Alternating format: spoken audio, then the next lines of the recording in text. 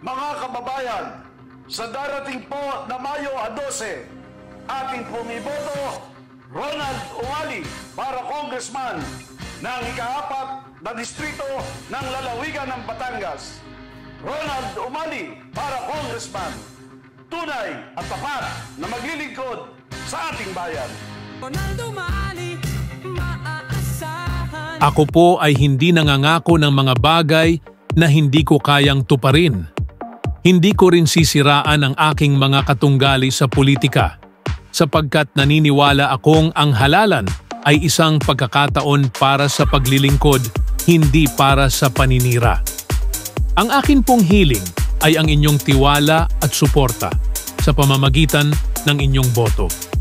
Kung tayo po ay palaring maluklok sa Kongreso, aking pagsusumikapang mailapit ang mga serbisyo ng pamahalaan sa ating mga kababayan, sa ating mga nakatatanda, sa kabataan at sa bawat pamilyang Pilipino.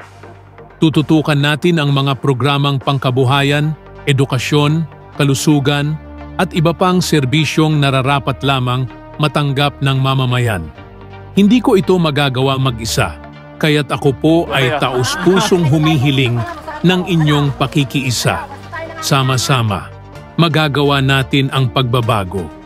Maraming salamat po at naway samahan ninyo ako sa ating laban para sa mas maayos na kinabukasan ng ating distrito. Mga kababayan, sa darating po na Mayo 12, ating pong iboto Ronald Umali para congressman ng ika-4 na distrito ng lalawigan ng Batangas. Ronald Umali para congressman, tunay at tapat na maglilingkod sa ating bayan. Ronald Umali.